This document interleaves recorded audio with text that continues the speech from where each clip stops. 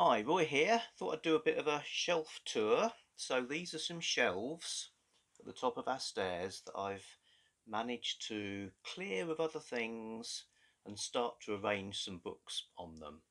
Partly for thematic sets and partly just because I like to look at them. Um, you might think, given that this is a channel about old books that are strange, interesting, or just weird, that I'd have a vast collection of stuff. And I kind of don't really. I don't actually think of myself as a collector. Sometimes I like to assemble sets of things in order and maybe even get all of them, which sounds a bit like collecting.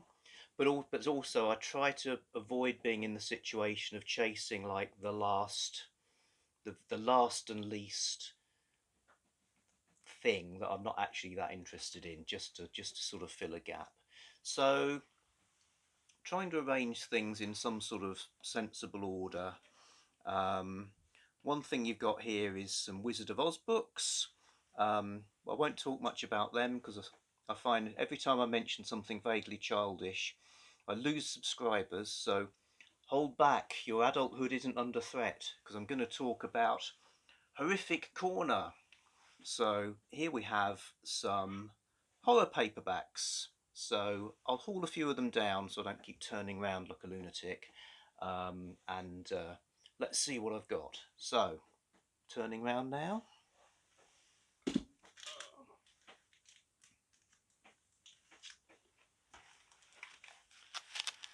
Okay, so I've got a three. So here's an example, I suppose, of a set that I'll probably never complete because for some reason some of them are super expensive. But from the Frankenstein horror series, I've got the Frankenstein wheel. Wheel! From his frozen tomb, the fiend arose and headed grimly southward towards the cities of men. Young Max de Lacy, descendant of the man who had driven Frankenstein's monster mad with rage at mankind, was a mystic who, through the oracle of the Frankenstein wheel, saw the monster returning from his Arctic tomb in quest of his terrible bride. In very short time, the prophecy of the wheel was fulfilled in a particularly horrifying way. Okay, so that sounds kind of cool. The Frankenstein monster's coming back. There's some sort of other mystical shenanigans afoot. The Frankenstein horror series is a group of entirely new stories. It's in case you thought this was Mary Shelley's original book. A group of entirely new stories that follow the fates of the primal monsters and their heirs as they re-emerge from the pit of the unknown, the unspeakable and the undead. So I've not read this yet. It's Paul W. Fairman. So that appears to have Frankenstein's monster in it in the Frankenstein horror series. But the other two I've got, The Curse of Quintana Roo and The Marrow Eaters, don't seem to be connected to Frankenstein at all, except in this sense of the primal monsters and their heirs emerging from the pit. So I kind of think the somewhat Frankenstein related shenanigans in the Frankenstein wheel release general monsters. So it's like a framing device for a series. Sounds kind of cool. I thought I was getting Donald F. Glutt's Frankenstein sequels called things like Bones of Frankenstein, which are all about the Frankenstein monster, getting up to some new things. So I'll probably seek those out as well. Another little group, yeah, Dr. Jenny is at the bottom of the stairs in her art area. I don't know if you can hear her at all, but she does like the word shenanigans.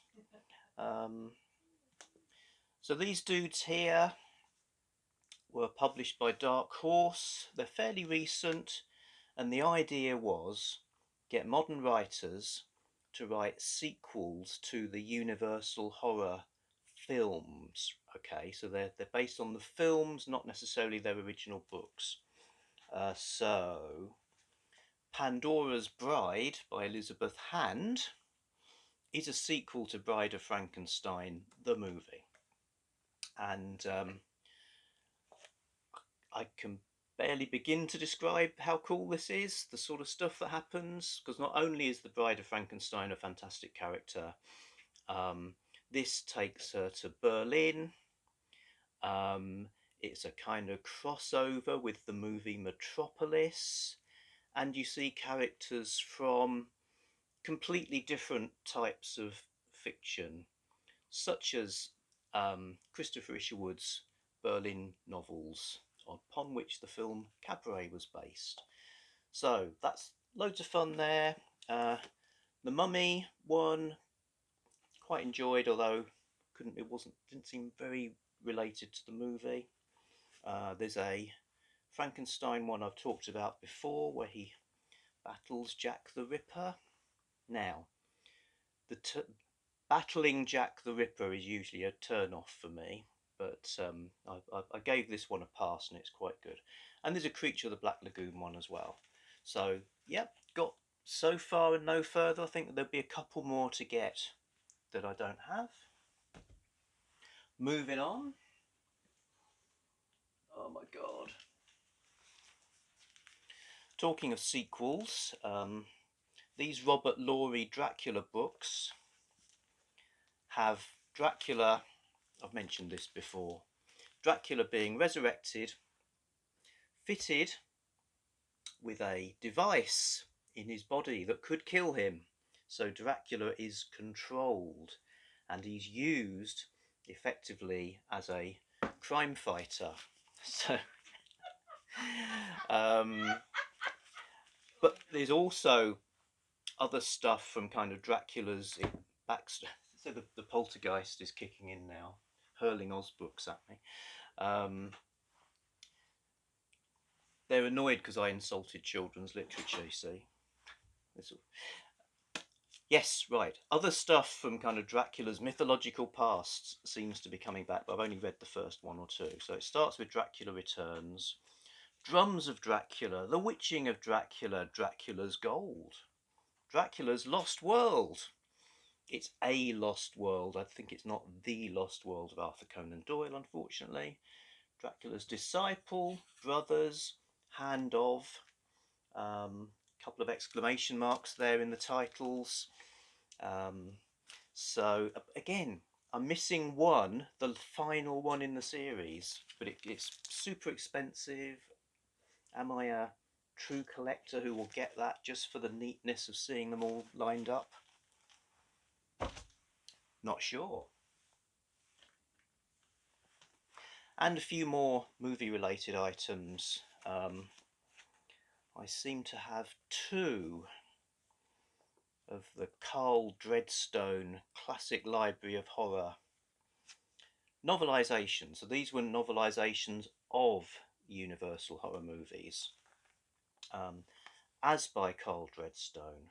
Some, but not all, were by Ramsey Campbell. So there's one, Werewolf of London, and I've got The Mummy as well. And I think this Wolfman E.K. Layton book, I think it was one of these that then got republished. Not exactly sure. Again, that was difficult to find as well. There were 6 of these. I remember them lying around. You know, you could almost pick them up in the street for nothing. Now they've become collector's items. But I like the ones I've got. I got these when I was watching all of the Universal movies. I thought there'd be like about 8, but in fact there were 82. Start with Dracula, end up with the Leech Woman. And I read lots of other stuff. I thought reading novelisations and original stories that they were based on would be cool. So that's how I came to have these. The rest, just a funky old paperback of Mary Shelley's real Frankenstein with a nice Karloff related image on the front. And the hardbacks here are collected ghost stories of M.R. James and an edition of Dracula. So that is Horror Corner of the shelves. Moving down a bit, it gets to be more like detective world. So I've got Sexton Blake, did a whole video about Sexton Blake, a detective who lives in Baker Street.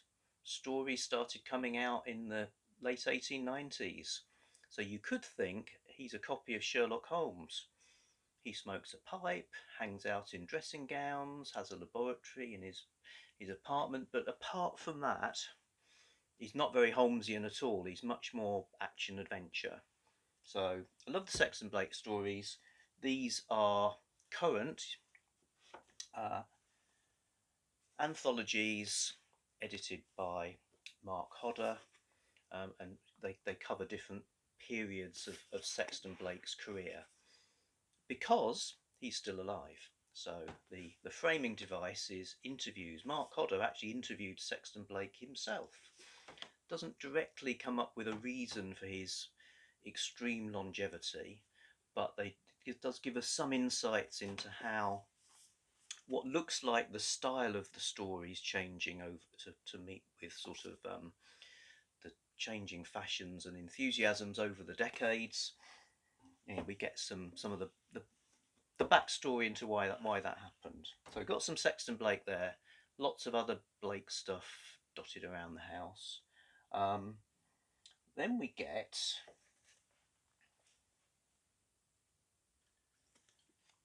another detective, Solar Pons. Solar Pons, who does not live in Baker Street. He lives in Praed Street, which is fairly close. It's a real street in London. My mate Glenn went there to, I think it's 7B Praed Street. I think it's like a mobile phone shop or something now. So, August Derleth, way back in, I think the 20s. Sad that there were no further Sherlock Holmes stories to be read. Wrote to Conan Doyle. I think he asked for permission to write new ones, and he said no. So he created his own character, Solar Pons, who, with his associate Dr. Lyndon Parker, solves crimes in a very, very, very, very Holmesian manner. And then other authors, such as Basil Copper, who collected in these beauties here, and various other writers continue the Pons tradition. Sounds like a copy of Sherlock Holmes. Slight complication in this universe, Sherlock Holmes himself also exists. So you need to think, how come there's this guy, a little bit later on, dressing the same and effectively having such a similar kind of setup. So I love these. In a way, I prefer them just as an enjoyable, low stakes read. I prefer them to actual outright pastiches of Holmes, because it's not no one's messing with the real stuff. They've created a pastiche character having pastiche adventures that are a lot of fun. But it pains me that I haven't got all of the August Derleth books, so hopefully those are winging their way towards me at this very moment. Not a collector, but I do want to have the August Derleth stories to read, and not just on Kindle Unlimited. I want to have old paperbacks because I like old paperbacks. What's so wrong with that? Yeah, so that's detectives. I've done a 15 minutes now, so I'll probably stop another time. I'll talk about these pulps, and I'll talk about the things lower down. What is there further down? We will discover another time. So thanks for watching, and if you want to comment, that's good. If you want to subscribe, that's great. What more can I say? I'm going downstairs now to make another video, so I'll see you another time. Actually, in the past, because the video I'm about to make is the one I'm going to put on first. Who cares?